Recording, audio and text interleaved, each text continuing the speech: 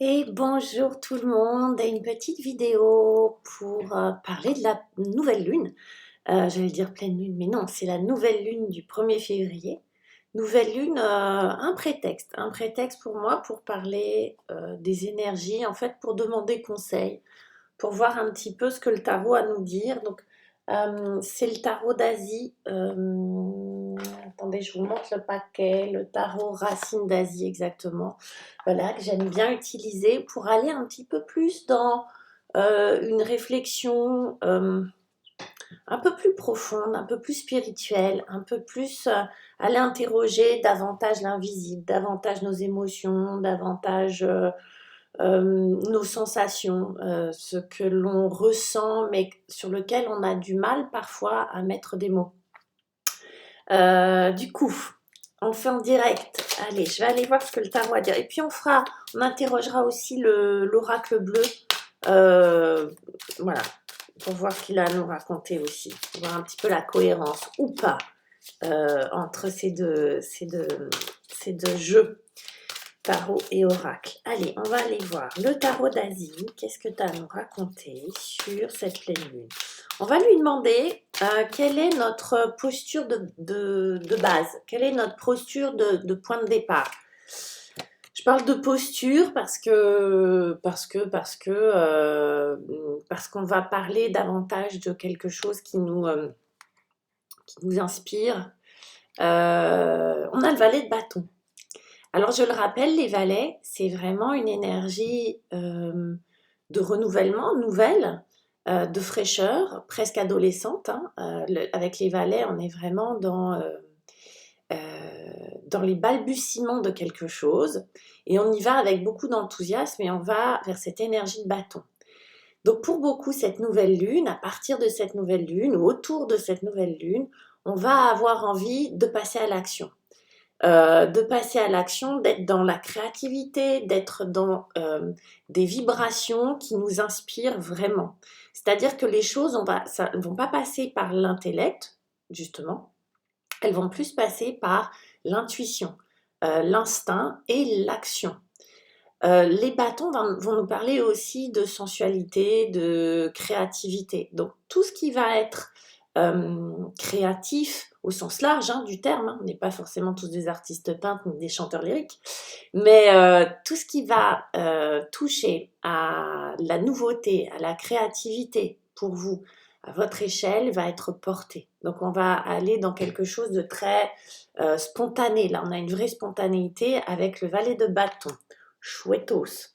On va regarder le défi qu'on va avoir, parce que bon, sinon c'est pas rigolo. Le défi, ce qui va être pour nous plus une entrave ou quelque chose à.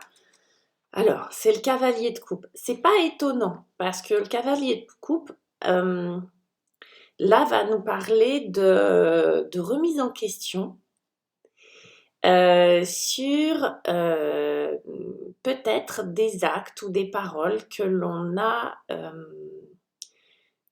eu, même vis-à-vis de nous. Moi, je pense que c'est un jeu très, vous voyez, d'intériorité vraiment. Hein. Donc, le cavalier de coupe, il va nous parler de pardon, vous voyez, ce cavalier, il apporte une coupe à quelqu'un. Hein. Les cavaliers, eux, leur mission, ce sont des messagers. Et le cavalier de coupe, là, il nous parle d'émotion. Cavalier de coupe, il vient apporter sa coupe.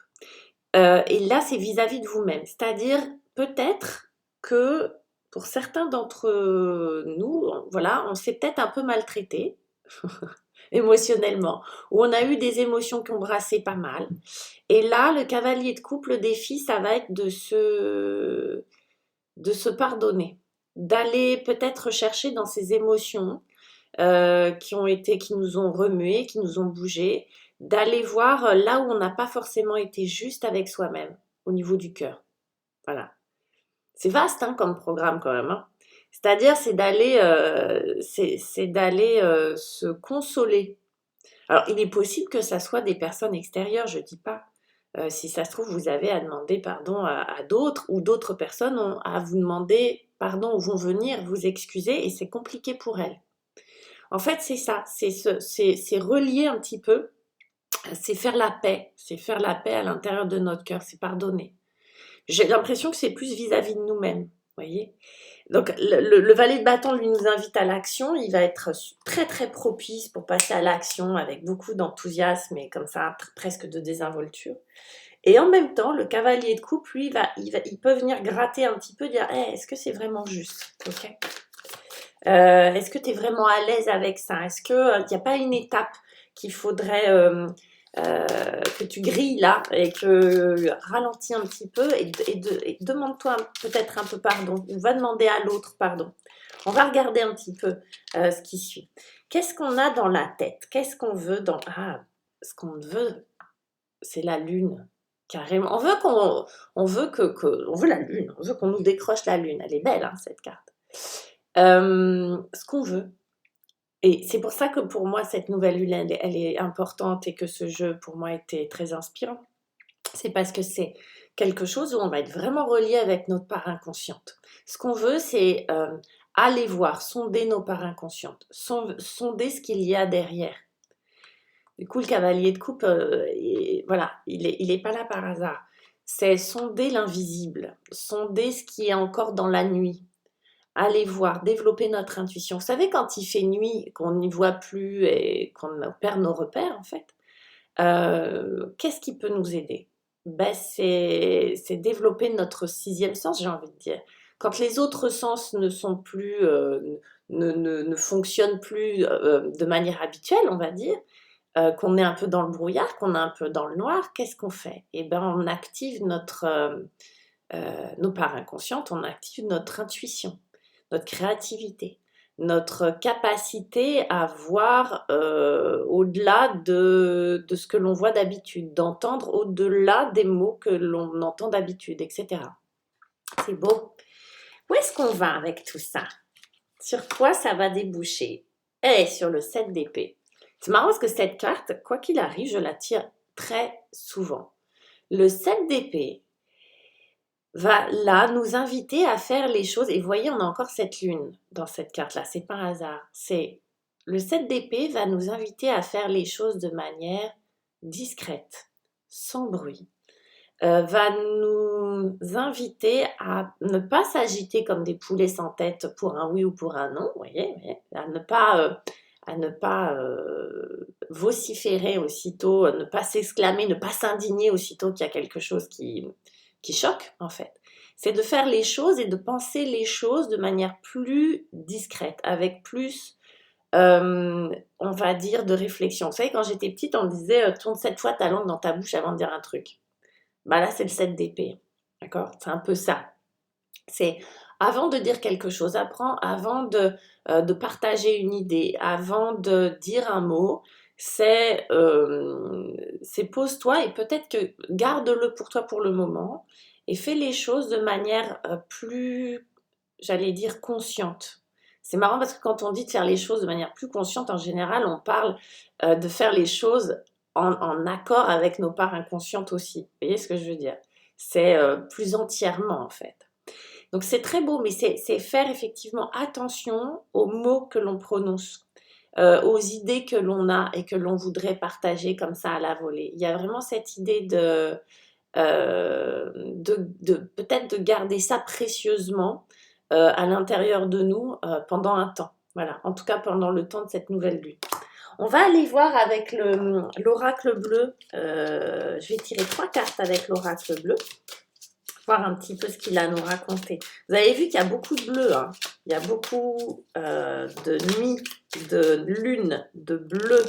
Ces énergies très spirituelles, encore une fois. Parce que moi, c'est ce que ça m'inspire.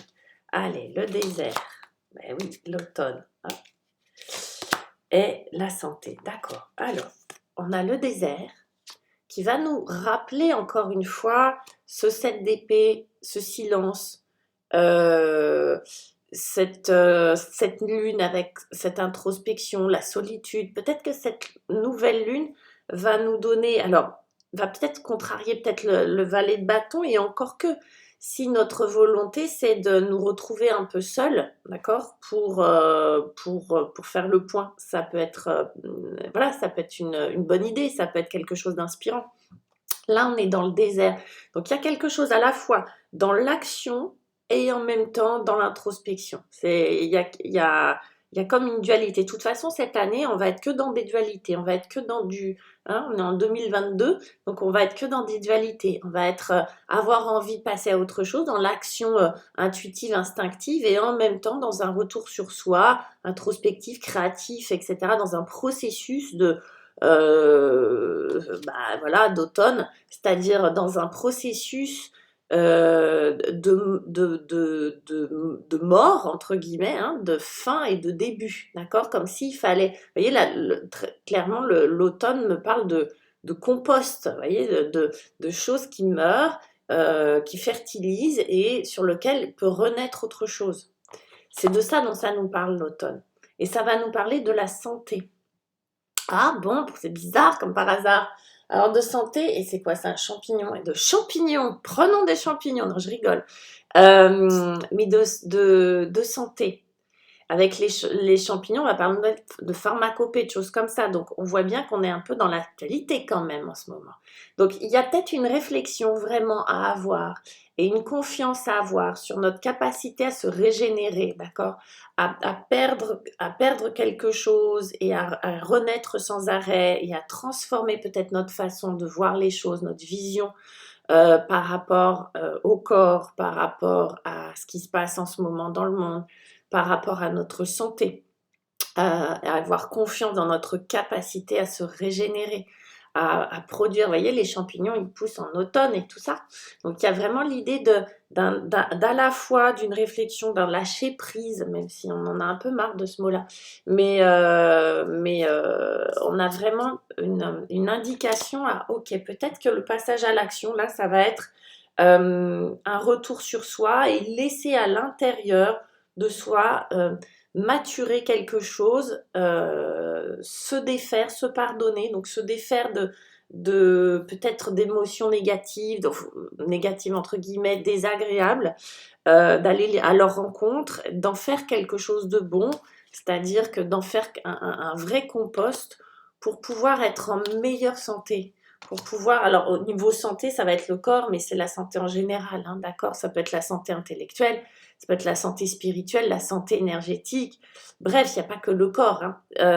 Mais pour aller vers quelque chose de plus holistique, on va dire, et d'être en bonne santé en général. Voilà à quoi cette nouvelle lune, et vous la voyez, elle est là, hein, c'est vraiment ce qu'on a dans la tête, nous invite à faire.